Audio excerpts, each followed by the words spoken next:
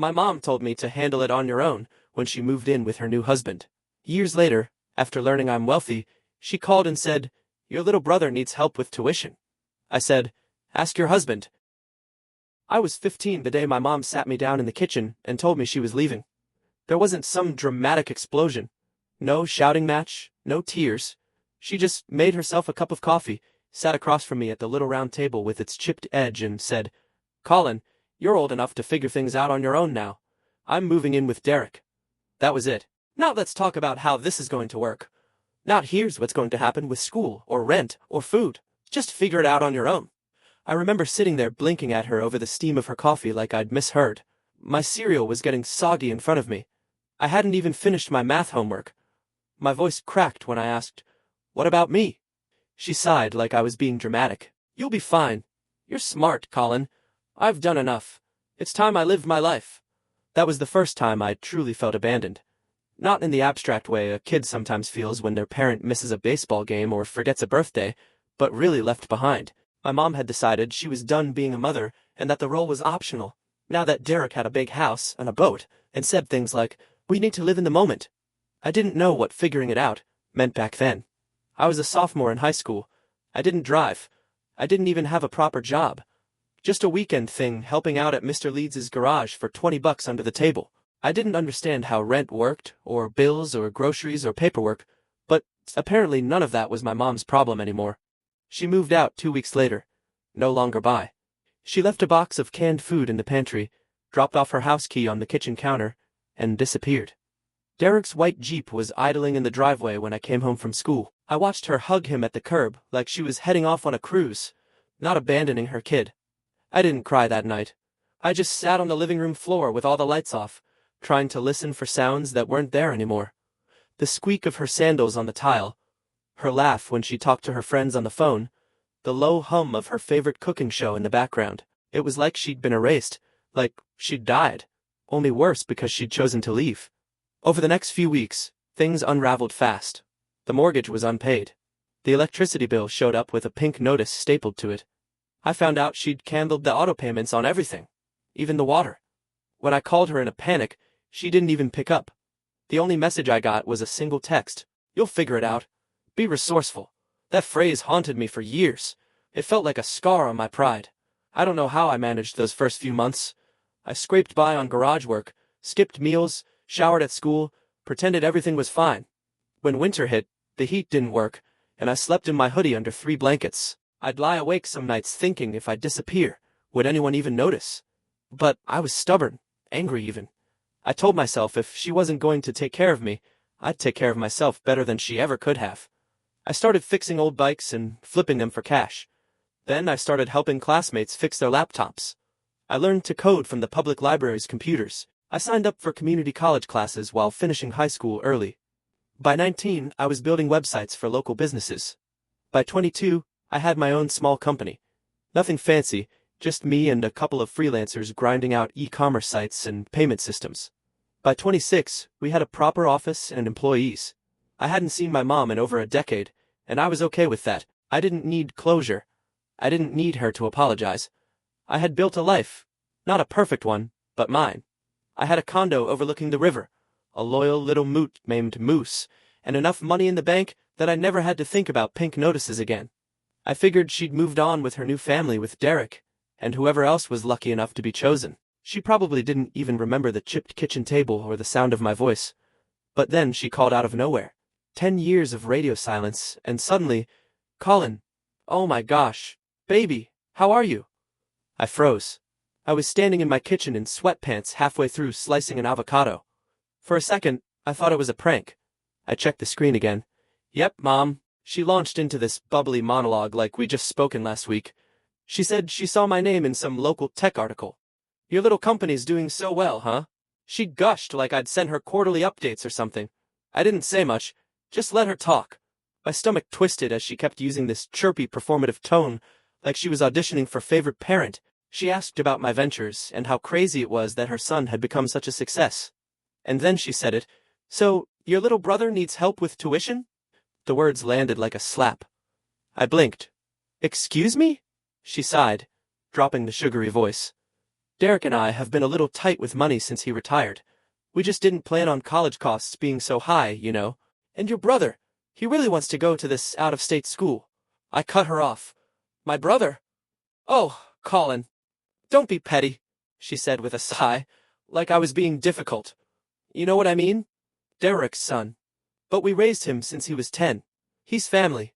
I didn't respond right away. I just stared at the knife in my hand, wondering how I was supposed to process this. She hadn't asked how I'd survived after she left. She hadn't apologized. She hadn't even acknowledged what she did. And now she wanted money. No, not for her. For him, her new golden boy. I said it slowly, each word like a brick. Ask your husband. There was a pause. Then she said coldly, Is that really how you're going to be? And that was when something in me snapped. Not in a loud, rage-filled way, but quiet, focused, like a storm pulling back before it floods the shore. Because I realized something then. She didn't just leave me behind. She replaced me. And now that I had value again, now she remembered I existed. I didn't hang up. Not yet. I had a question burning on my tongue. I asked it flatly like I already knew the answer. Where were you when I got evicted from our house? Silence. Where were you when I had to shower in the school gym? She tried to stammer or something, but I kept going. Where were you when I needed food, Mom? When I needed help? Her voice broke just a little. Colin, I didn't know. I laughed. It came out bitter. You didn't care to. And before she could say another word, I hung up. I stood in that kitchen for a long time after. Moose curled up next to my foot, sensing something was off. I didn't feel triumph. Not yet. Just wait. Years of silence crashing down into a single phone call. But something had changed, because for the first time in my life, I wasn't the one on the floor hoping someone would care, and I had no intention of letting that door open again, not without a reckoning. Let's just say that phone call was the beginning of something much bigger. I didn't hear from her again for about a month after that call, which, if I'm honest, I expected. That phone call that wasn't about reconnecting. It was a test, a poke, like she was trying to see if the bridge was still intact. If she could just stroll back into my life like she hadn't burned it to ash 10 years ago. And when I made it clear the door was shut, she retreated. Probably hoped I'd call back with an apology. Or maybe she thought I'd wake up and feel guilty. But I didn't. What I felt instead was something colder. Not quite anger anymore.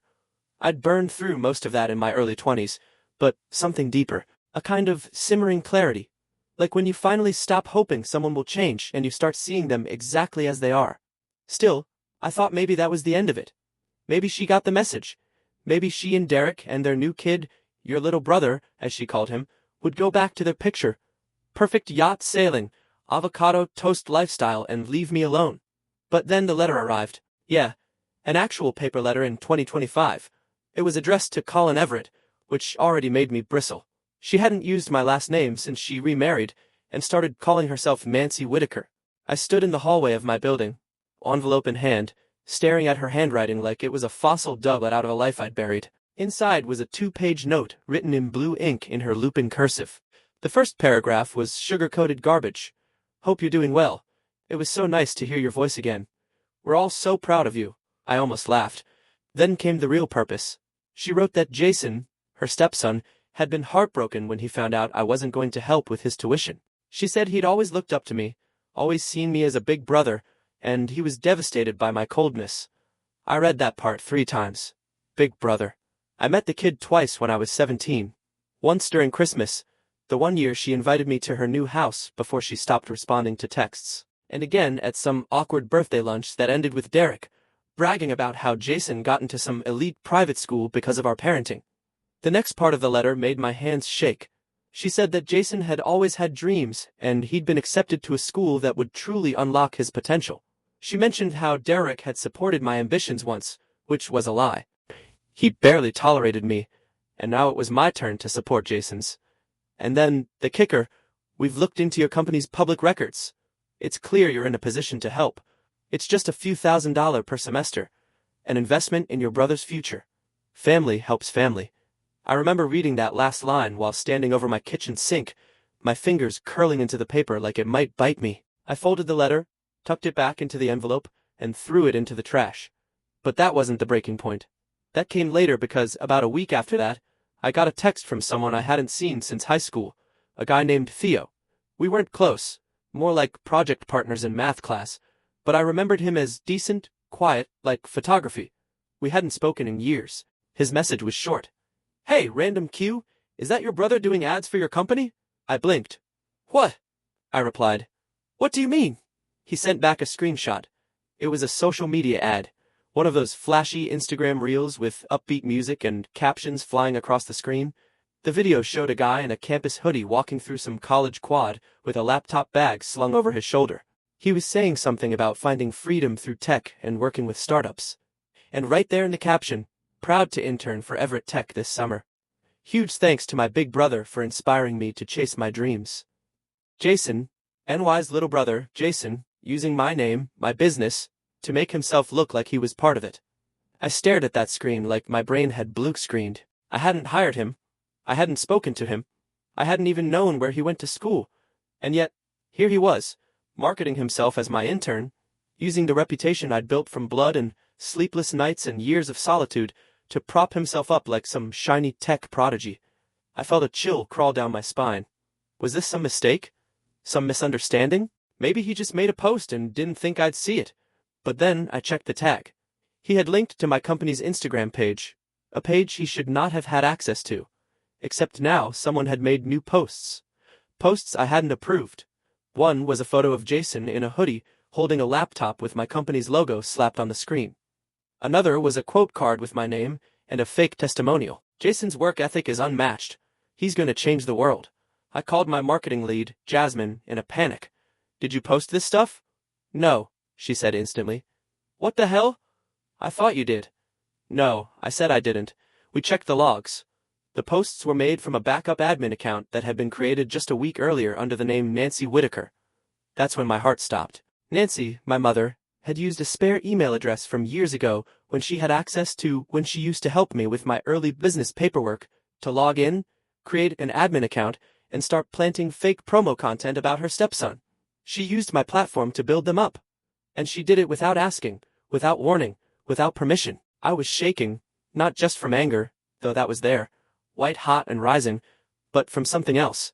A kind of humiliation, like I just found out someone had been sneaking into my house at night and rearranging the furniture to make it feel less like mine. I deleted the posts, revoked the admin, set up two-factor on every company account, and flagged the incident with legal, and then I called her. I don't even know what I intended to say. I think part of me still wanted an explanation. Still hoped maybe that this was some deranged attempt to reconnect, that it wasn't just exploitation. But the moment she answered, I knew. "Oh, Colin," she said brightly. "I saw the ad. Isn't Jason just so? Why did you lie?" "Silence! Why did you say he worked for me?" She scoffed like I was the one being difficult. "It's just optics. Everyone does that these days. You know, marketing." Jason needed a boost. "College is competitive. That's not marketing," I said, my voice flat. "It's fraud." "Oh, don't be dramatic. You broke into my company's accounts." She didn't deny it. "Look," she said, tone shifting. "You have so much, Colin. Can't you just be generous for once? He's your brother." "No," I said. "He's your project. You made your choice 10 years ago. Remember? Figure it out on your own." Her voice went cold. "I didn't expect you to be so vindictive." That word lodged in my chest like a splinter. Vindictive. I had survived without a single dime from her, had eaten ramen for 2 years straight, had worked every weekend while she sailed around on Derek's boat and posted margarita photos on Facebook. And I was the vindictive one. I didn't yell. I didn't cry. I just said one sentence, and I meant it. "You don't get to use me anymore." And I hung up. I didn't sleep that night. Because even though I'd shut her down, even though I had the power now, the leverage, the success, it didn't feel like a win. It felt like the final thread between us had snapped. But then the next morning, I opened my email, and what I saw made my blood run cold. It was a message from a local education nonprofit I donated to in the past. Subject: line follow-up, confirming Jason Whitaker's internship for grant application. Inside was a full draft of a letter from me praising Jason's contributions to my company and endorsing him for a $15,000 scholarship. Attached was a forged signature, my signature. Nancy had gone further than I thought. And that was the real breaking point, because now it wasn't just about me. It wasn't about petty manipulation or guilt trips or fake Instagram posts. She had committed identity fraud. She had used my name, my reputation, to secure real money from a real organization for someone who wasn't even related to me. And for the first time in years, I didn't feel conflicted anymore. I felt focused because if she thought the kid she abandoned would sit back and stay quiet while she rewrote history in her favor, if she thought I'd let her steal from my company, from real donors, from the people I worked so hard to uplift, then she had no idea who I had become. Not yet. But she was about to, because I wasn't going to yell. I wasn't going to beg. I was going to hit back quietly, legally, strategically. And when it all unraveled, when the lies collapsed under the weight of the truth, she'd have no one to blame but herself. It's strange the things you notice when your life starts to fall apart. Not in the dramatic, everything on fire way, but slowly, quietly, like the floor creaking before it collapses. After I found out about the forged internship and the fake letter submitted to the nonprofit, I did what any responsible adult would do. I lawyered up. I didn't yell. I didn't storm into her house. I sent my attorney everything. Screenshots, timestamps, a notarized statement confirming I never authorized the internship, and a cease and desist order addressed to Nancy Whitaker. I told myself that was enough. That handling it through the proper channels meant I could move on with my life. That I'd finally done the mature thing. But what I didn't expect was how quickly and thoroughly my name would be dragged through the mud. It started small. An anonymous Twitter account claiming I was jealous of my brother's success and had sabotaged his future. A couple of vague subtweets, some untagged Instagram stories, calling me spiteful and cruel for refusing to help family. I brushed it off. Trolls, noise, people who didn't know the whole story. But then my company's email inbox started filling up. First, it was students reaching out to cancel their internship applications, saying they didn't want to work somewhere that punished people for needing help. Then, a local journalist reached out, asking if I'd like to comment on allegations of falsified claims and family harassment regarding a student named Jason Whitaker. That's when I knew Nancy had gone on offense. I didn't have proof. Not yet. But it didn't matter. She'd found a way to spin it to make it look like I had used my power to crush a poor college kid's dreams because of some bitter childhood grudge, and people ate it up. She framed me as the cold tech bro with a chip on his shoulder, and Jason as the bright-eyed underdog trying to make his way. The nonprofit rescinded the grant, citing conflicting information. The school quietly pulled Jason from their website's Spotlight program, but none of that mattered. The damage was already done. And the worst part, I started to believe it. Not the lies, not really, but the idea that maybe I had overreacted. Maybe I was still that angry, abandoned kid deep down. Maybe I just hadn't grown past it. I started replaying everything. The phone call, the letter, even that old phrase, figure it out on your own. Had I? I stopped sleeping, stopped eating properly. Moose would nudge me for walks, and I'd forget we'd already gone out that day. I showed up late to meetings, sat through pitches half distracted, and started handing off responsibilities to people I'd barely trusted. For the first time since building the company, I considered stepping down. Not permanently, just a break, a pause, something to stop the world from spinning. I booked a cabin 2 hours outside the city. No signal, no Wi-Fi, just me and a wood-burning stove. I left my laptop in the car. I brought one book and no charger. I needed space. I needed to remember who I was before all this. The first night, it snowed. I stood outside in my socks and hoodie, watching the flakes gather on the railing, and I realized something that nearly broke me. I didn't know what I wanted anymore. Not revenge, not justice, not even peace. I just wanted to feel like I wasn't trapped in someone else's story. Because that's what it had become, hadn't it? I wasn't Colin, the founder of Everett Tech. I wasn't the scrappy teen who survived on his own. I was Nye's arranged son, Jason's bitter half-brother, a name in someone else's narrative. And that more than anything made me feel powerless. I stayed in that cabin for 4 days. I hiked, I chopped firewood. I sat in silence and watched the sun rise through the trees. I let my mind wander through every version of my life I'd imagined. The ones where she stayed, the ones where she came back, the ones where I had a real family, the ones where I'd gotten help. And then, somewhere around day 3, I picked up a journal that the last guest had left behind. Inside were a few notes, quotes, even some jokes. But one line stood out. The version of you that they created doesn't have to be the one you become. I read it 3 times, and then I cried. Not the hard, gut-wrenching sobs I'd expected. Just slow, quiet tears that trickled down my cheeks and dropped onto the paper like punctuation. Because that was it. That was the truth. I'd been dancing around for weeks. Nancy had created a version of me, one she could control, one she could manipulate. The angry, selfish son who abandoned his family and hoarded his wealth out of spite. And the worst thing I'd done was let it life. Let it shape how I walked into rooms, how I saw myself. I let it shrink me, and I was done doing that. When I returned to the city, I didn't storm back in like a conqueror. I didn't declare war. I just went to work. Real work. I started meeting with our nonprofit partners again in person, face to face. I told them the real story, not for sympathy but for context. I owned my silence. I acknowledged the confusion. I didn't drag my mother's name through the mud. I didn't need to. I just told the truth. Then I sat down with my team. I explained what had happened. The fake posts, the login breach, the scholarship fraud, the personal fallout, and I told them what I planned to do next. We rebranded the internship program. We implemented background checks, personal verification, and clearer protocols. I created a scholarship fund, not just for tech students, but for anyone from a home like mine. Kids who'd been left behind. Kids who were told to figure it out. We called it the Bridge Grant, and I didn't put my name on it, but I did write the first check. $10,000. Anonymous, for a first-year student who'd been living out of her car for 2 months while still getting straight A's. It wasn't redemption. It wasn't revenge. It was a start, and it felt right. Meanwhile, I stayed quiet about Nancy, about Jason. Let the gossip fade. Let the noise die down. People move on after all, especially when there's no drama to feed on. But I didn't forget because, while I was rebuilding myself, I was also laying a foundation for something else. Something careful, something legal, something permanent. I'd hired a private investigator, discreet, professional, and meticulous to pull every thread connected to the forgery. Emails, IP logs, application submissions, phone records, everything. And what he found was bigger than I ever imagined, but I'll get to that soon. For now, just know this. Rock bottom isn't always loud. Sometimes it's quiet. Still, a place where the dust finally settles and you can see what's left of you in the rubble. And if you look closely enough, you might just find a blueprint.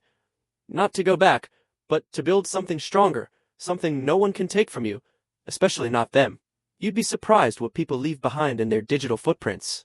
Old email addresses, recycled passwords, shared cloud drives from years ago. Even a stray document with the wrong metadata can open a door. And once it's open, you can't unsee what's inside. After I got back from the cabin, things didn't return to normal. They moved forward.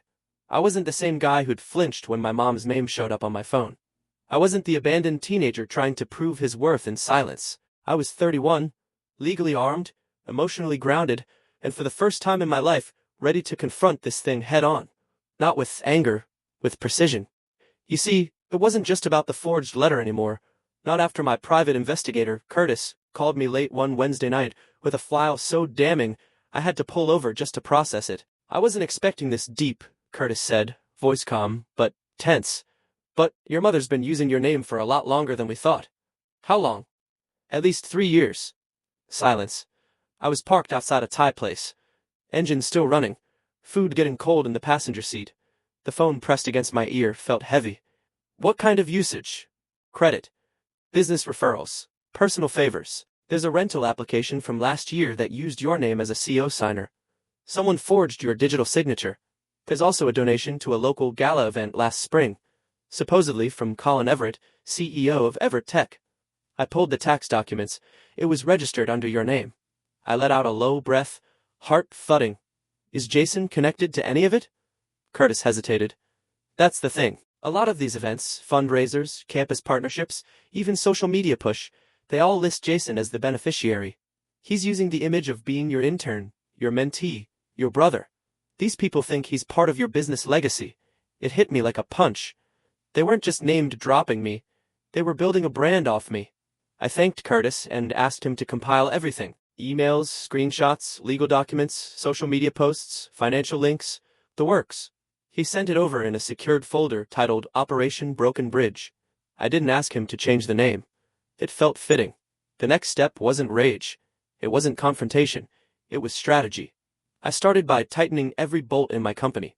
I hired a cybersecurity firm to sweep our digital infrastructure. We found 2 outdated credentials still linked to NY's email, plus an old Dropbox folder from my startup days that I hadn't touched in years. Guess who had been accessing it? From that folder, we traced 3 PDFs and a company deck that had been used in another presentation. This time, not by Jason, but by Derek, my mother's husband, at a family-owned startup panel hosted by a small business incubator. Derek had introduced himself as the original investor behind Everett Tech. I nearly laughed out loud. But that's when it clicked. This wasn't some fluke.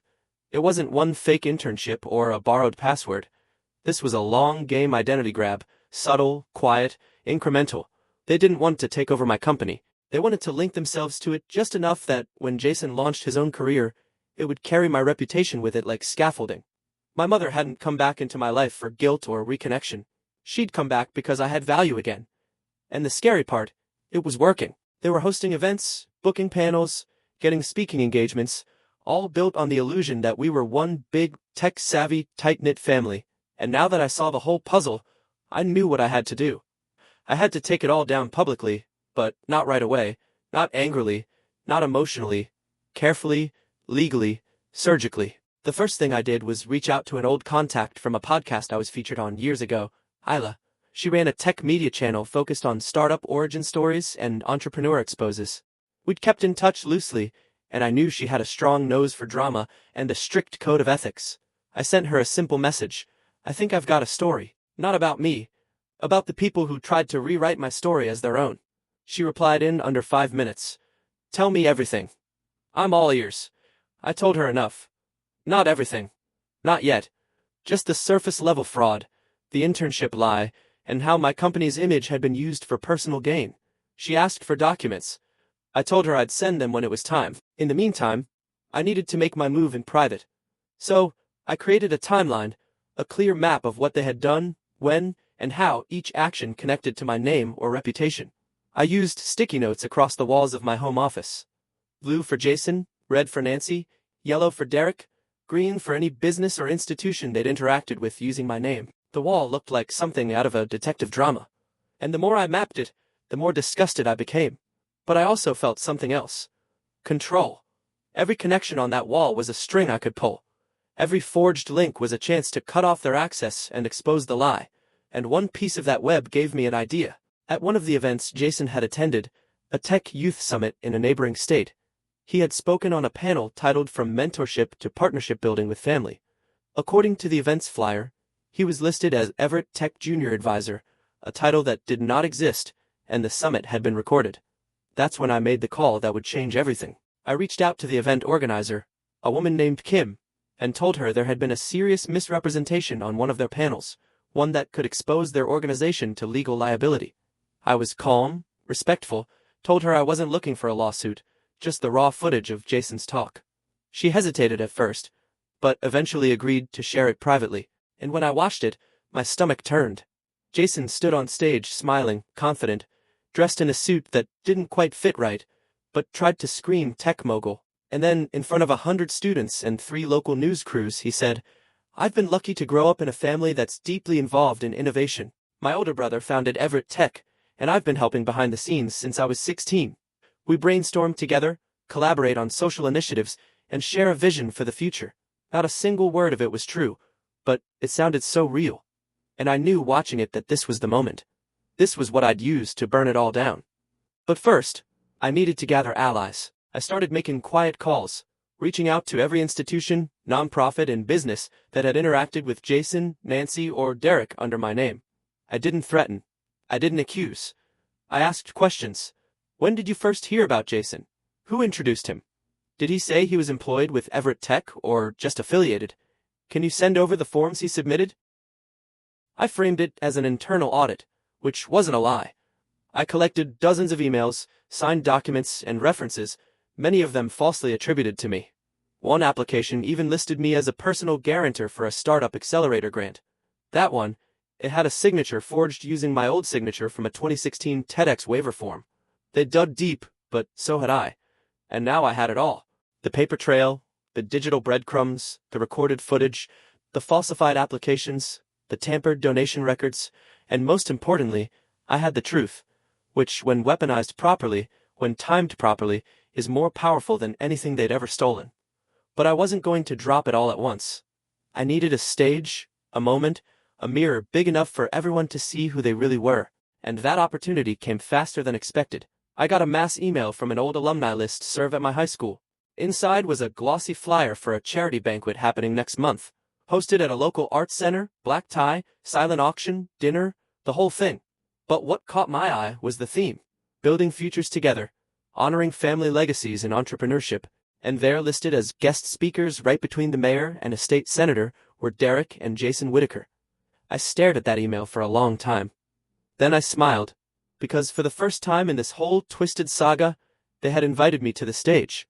They just didn't know it yet, and I was going to make sure they'd never forget it. The night of the banquet felt like the final scene in a movie I never wanted to star in. It was cold, crisp, and calm. One of those early spring evenings where you can still see your breath, but the air doesn't bite quite as hard. I parked a few blocks away from the venue, the old art center downtown, and walked the rest of the way. I wasn't nervous, just still focused, like everything in me had narrowed to a single point. I wore a simple black suit, no tie, clean-shaven, composed. The type of look you wear when you want to make sure people listen, and don't just look. The venue was buzzing when I stepped inside. Rounce dressed in white linens, a silent auction area off to the left, soft jazz playing near the stage. Waiters wafted through the crowd with glasses of champagne and miniature crab cakes. All around me were donors, faculty members, local business owners, city council reps. Everyone smiling, congratulating, networking. I kept to myself for now. The program booklet sat neatly on each table, printed in gold script. Building futures together, honoring family legacies and entrepreneurship. And right there on the second page was a full spread, titled Featured Family Spotlight, The Whitakers. A glowing 2-page bio of Derek and Jason. Photos of Jason shaking hands with community leaders. A paragraph about how their family-first philosophy had shaped Jason's journey in the tech world, complete with a quote, falsely attributed to me. Jason's work reflects the spirit we've always valued at Everett Tech. Colin Everett. I smiled. It was the last time that quote would ever see the light of day. The event kicked off right on schedule. Dinner first. Speeches after. I sat near the back alone at a table meant for overflow guests who RSVP'd late. No one noticed me. Not yet. The lights dimmed. A few short speeches rolled by. Light applause, the occasional forced chuckle. Then the MC took the stage again. And now for our main presentation of the evening, he said. Please join me in welcoming a family that embodies the spirit of mentorship and innovation.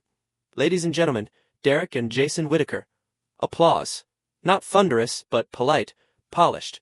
They stepped on stage together, all smiles. Derek in a too-tight blazer. Jason, in a tailored suit and shiny dress shoes, looking like he belonged on a college brochure. They spoke about building legacy, about lifting each other up, about how family can be the ultimate business partner. I waited, let them talk, let them soak in every nod of approval, every clap, every sip of admiration. Then, right as Jason was saying, when I interned for my brother Colin, I stood up quietly and walked toward the side of the stage where the event coordinator, a woman named Meredith, was standing by the AV table. I tapped her shoulder gently and handed her a flash drive. She blinked at me. Can I help? I'm Colin Everett, I said softly. That drive contains proof that the guests on stage have built their entire story on fraud. Her eyes widened. I pulled out a manila folder and handed it to her. Inside was a letter from my lawyer, already reviewed by the event's legal team earlier that week after I gave them a heads up. It outlined every falsified claim, every forged document, every unethical use of my name. The AV tech looked at Meredith. She gave a slow nod, and that's when the screen behind Jason flickered. He didn't notice at first. Neither did Derek. They were mid-sentence, basking in the glow of self-congratulation until the first slide popped up. The real story behind the Whitaker legacy. The room shifted. People turned. Murmurs. A few confused laughs. Jason looked behind him. His smile froze. The next slide was a screenshot of the fake scholarship letter with my forged signature. Then a video clip of Jason's Text Summit speech with a caption that read, "Every word you're about to hear is a lie." Then an email chain showing Nancy submitting documents on my behalf. Then the Instagram ad, the one with Jason wearing the Everett Tech hoodie claiming to work for me. Derek stepped forward, hands raised. There seems to be a technical issue. No, Meredith said, taking the mic calmly. There's no issue, but there has been a correction. We were misled by the Whitaker, and the person whose name was used without consent is here tonight. Every head turned. Jason stared at me like he'd seen a ghost. I walked down the side aisle, hands in my pockets, eyes on him the whole way. No anger, no smugness, just calm. I took the mic from Meredith. "I'm Colin Everett," I said, "founder of Everett Tech and the man they've been lying about for 3 years." Silence, not a whisper. You could hear the clink of a dropped fork. I told the room everything briefly, clearly. The faked internship, the forged documents, the scholarship fraud, the social media manipulation. I even showed the evidence. I didn't embellish, didn't attack. I let the facts do the talking. And when I was done, I looked directly at Jason. "I didn't come here to embarrass you," I said. "I came here to end it. You tried to build your future on someone else's past, but that past was built without shortcuts, without lies, without family support. You don't get to inherit that just because it's convenient now." He tried to speak some garbled defense about being misunderstood, but no one cared. Not anymore. The fallout started immediately. The banquet organizers issued a public apology before dessert was even served. The MC skipped the closing speech. Guests began leaving in clusters, awkward and stunned. By the next morning, the story was trending on local news outlets. Thanks to Isla, who had received the full dossier from me just before the banquet, along with clearance to publish after the event. Her article went viral. Family fraud, the startup lie that fooled the city. Within 48 hours, the scholarship committee revoked all funding tied to Jason. The university opened an investigation into falsified academic and employment claims. Derek's seat on the Small Business Advisory Board was suspended indefinitely. NY's involvement in the forgery, backed by emails and login traces, became part of a civil suit my lawyer filed the next day. But none of that brought me joy. What did the voicemail left by Nancy 2 days later? I hadn't blocked her yet. I wanted to hear it. "Colin," she said, her voice shaking. "Why are you doing this? We're family. You're destroying everything. Jason's future, Derek's reputation, our lives." A pause. "I just don't understand how you could be so cold." I didn't respond. I just saved the message because it proved what I always knew. She only saw value in me when I was useful, never when I was hungry, alone, 17, and sleeping with 2 hoodies on because the heat had been shut off. Never when I was walking to school with holes in my shoes. Never when I sat on the edge of my bed wondering if I mattered to anyone. But now I mattered. Not because of who she thought I was, but because of who I became in spite of her. In the weeks that followed, I stayed out of the spotlight. Let the legal process take over. Rebuilt the company's image, not with PR spins or slick messaging, but with transparency, honesty. We released a formal statement, donated to the nonprofit Jason, tried to scam, doubled our internship budget, and started a new mentoring initiative with one rule. You don't need family to make it. Just the truth and the will to work. We named it Project On Your Own. And as for Nancy, I haven't heard from her since the last I saw. Her Facebook went dark. No more margaritas, no more yacht selfies. Just silence. Jason's LinkedIn vanished too. Derek's entrepreneur talks stopped showing up on event calendars. They disappeared. Not in some fiery explosion, but in a quiet unraveling. And me, I'm still here, still building, still working, still walking into rooms without flinching. Because for the first time in my life, I'm not running from the past. I'm standing exactly where I belong. And when people ask how I did it, I smile and say the same thing every time. I figured it out on my